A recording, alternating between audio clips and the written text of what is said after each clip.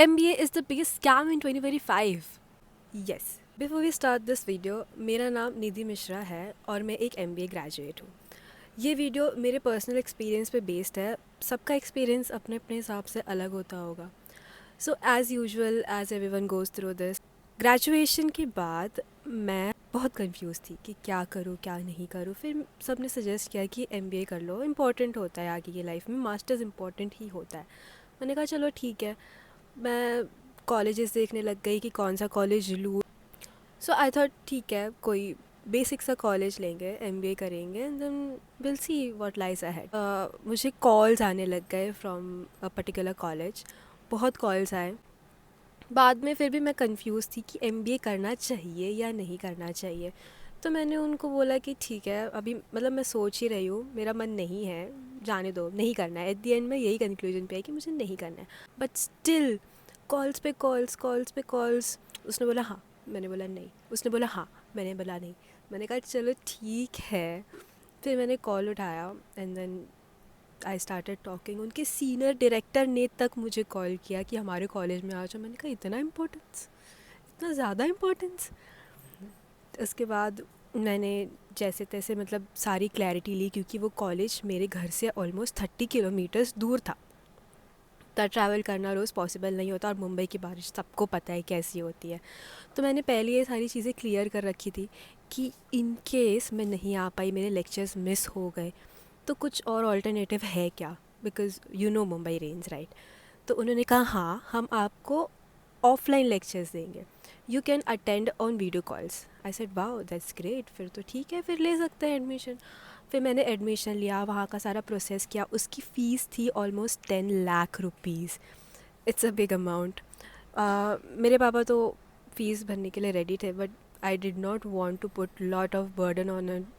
और मेरा जो दिमाग है ना, आई वॉज लाइक ओके, मुझे लेनी है रिस्पॉन्सिबिलिटी और मैं लूँगी loan, and I will pay 10 lakh rupees a loan. तो पापा ने ऑलमोस्ट मतलब लोन प्रोसेस होते होते ही मेरा 1 साल ऑफ एकेडमी कंप्लीट हो चुका था। कॉलेज अफिलिएटेड लोन सेंटर्स से लोन दिलाने वाले थे, बट वो इतने रूड थे, जो लोन वाले होते इतने रूड थे। I decided not to go ahead with that loan bank. तो मैंने लोन लिया किसी दूसरे बैंक से, जिसने अच्छे से काफ़ी हेल्प एंड ऑल किया।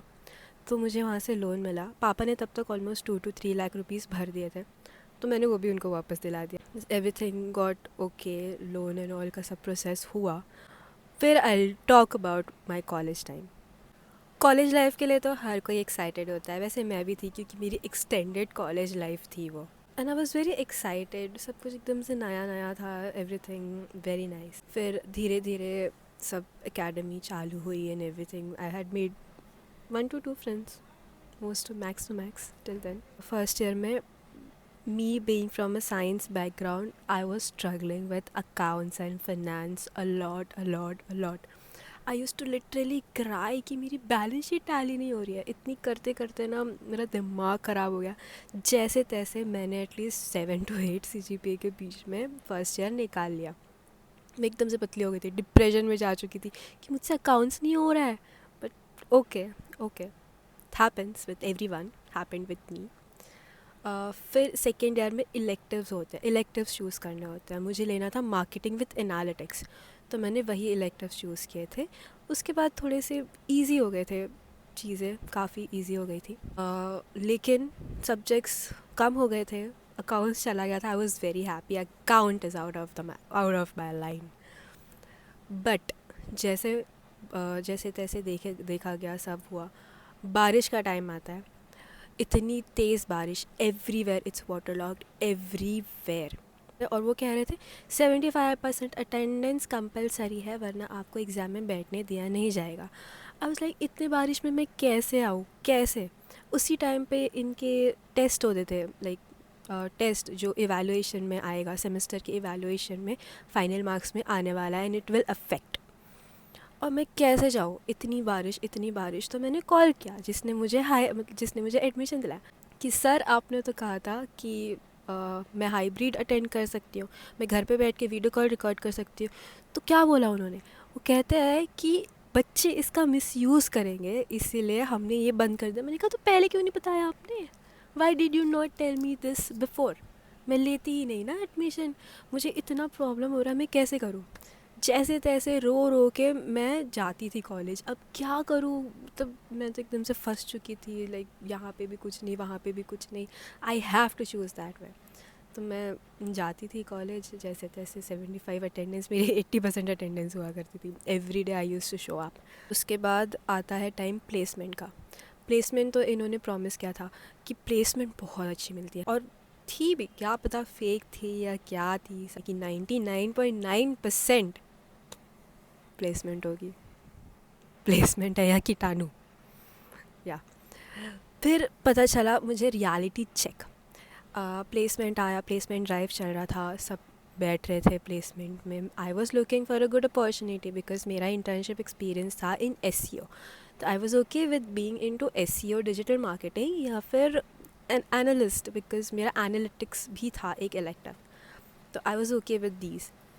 और जो जॉब्स आ रहे थे वो सिर्फ सेल्स के लिए आ रहे थे या तो फाइनेंस के लिए आ रहे थे। फाइनेंस के लिए amazing, finance is great. Finance है तो तुम हो। पहले फाइनेंस आता है, फिर मार्केटिंग नहीं, सेल्स के लिए जॉब्स आती हैं, उसके बाद में HR, and then every other elective. I was waiting. ठीक है, 2 महीने हो गए, प्लेसमेंट ड्राइव स्टार्ट हुआ है, I am not placed yet. फिर जो मेरे मेंटोर थे वो मुझे बुलाते हैं अपने पास और कहते हैं तुम क्यों नहीं बैठ रहे हो इंटरव्यूज़ में? आई सेड सर ऐसी कोई कंपनी नहीं आ रही है ना जिसमें मैं इंटरव्यू दे पाऊँ। मैंने कहा कि वो मेरे इंटरेस्ट वाले कंपनीज़ नहीं हैं, रोल्स नहीं ला रही हैं। ही सेड अगर आप ऐसी आइडियोलॉजी के साथ चलोगे ना, आप कहीं नहीं जाने वाले हो।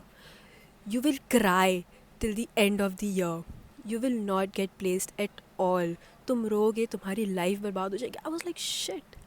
इतना, मैं इतनी स्ट्रेस में आ गई। मैं घर पे आई, आई टोल्ड एवरीवन, मम्मी, दीदी एंड माय बेस्ट फ्रेंड, कि मैं क्या करूँ। वो मुझे ऐसे डीमोटिवेट करके घर पे बुलाया ना, और घर पे भेजा है। आई वाज लाइक, इतना ज़्यादा उन्होंने बोला, it hurt me so much. Then I was like okay, क्या करें। बट ठीक है, मुझे सब ने बहुत अच्छे से, मेरी फैमिली, मेरे फ्रेंड, सब ने मुझे बहुत अच्छे से सपोर्ट किया था। उन्होंने कहा what you want you do that, you do not do what they want. इतना like almost 60% job you're bringing in for sales. Oh, I don't want to do that. तो मैं मैंने वेट किया टाइम या, and finally I landed the job that I always wanted to do. इस पे मैं एक वीडियो बनाऊंगी कि मुझे कैसे जॉब मिली, कौन सी जॉब थी, क्या रोल है, and everything. If you want it, comment down below please. मेरा इंटरव्यू प्रोसेस भी बहुत ट्रैजिक था। I will definitely want to share it with you. फिर मैं वहाँ पे सिलेक्ट हो गई, and I so much wanted to go to that sir and say sir मुझे ये जॉब मिल गई। अब बताओ, जो जॉब मुझे चाहिए थी मुझे वो जॉब मिली। And it was like very rare कि ऐसे रोल लेके कंपनी आ रही है इन द कैंपस। और ये भी कैंपस में नहीं हुआ था, I had to go to another campus, वहाँ पे हुआ था। सबको ये फोर्स करे जा रहा है, और भाई बच्चे इतने प्रेशर में कि हाँ ले लेते हैं, अब जो मिल रहा है वो ले लेते हैं। बिकॉज पता है, मैक्सिमम जो बच्चे थे ना वो लोग बाहर से आए थे। मुंबई के बेरली, महाराष्ट्र के बेरली थे, बाकी सब बाहर से आए थे। They had to take care of their academics. वो भी मोस्टली लोन लेके आए थे, वो लोग रेंट पे रह रहे थे। ये सारी चीज़ें उनको सब मैनेज करनी थी। कहाँ से करेंगे, कहाँ से करेंगे भाई। स्टूडेंट्स अब तक, मतलब मैं फेब 2024 में पास आउट हुई थी, और अभी चल रहा है 2025 ऑफ अगस्त। अब तक वो लोग को जॉब नहीं मिल रही। मतलब क्या फ़ायदा है।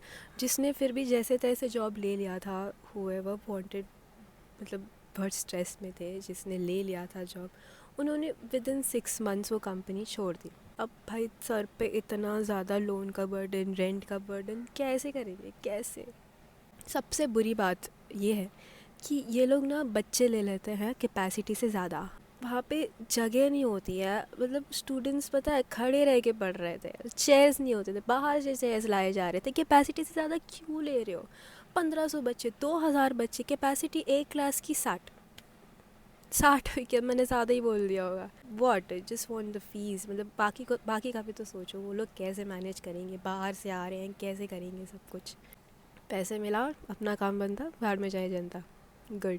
और पता है संडे लेक्चर्स हुआ करते थे। संडे को कौन लेक्चर रखता है? कोई कोई प्रोफेसर वेरी सपोर्टिव, बहुत अच्छे से तुमको गाइड करते थे, बहुत अच्छे से, मतलब पर्सनली मेरा बहुत टीचर्स के साथ बॉन्ड बन गया था कि उन्होंने मुझे हर एक स्टेज पे बहुत गाइड किया। अभी भी मैं उनके टच में हूँ, they very nice people. But I believe तुमको ऐसा प्रॉमिस ही नहीं करना चाहिए ना जो तुम नहीं कर पाते हो पूरा। I think you forcing people to do what they not want is not a good thing, definitely. ऐसा नहीं है कि एमबीए कॉलेजेस के सिर्फ नेगेटिव है, पॉजिटिव्स भी काफ़ी है। अगर इस पे आपको अलग वीडियो चाहिए, इस पे भी मैं एक वीडियो बना सकती हूँ, मुझे इस पे भी कमेंट करके बताओ। This is not to demotivate you guys, but just to spread awareness about the reality of these colleges, about MBA especially, about masters maybe.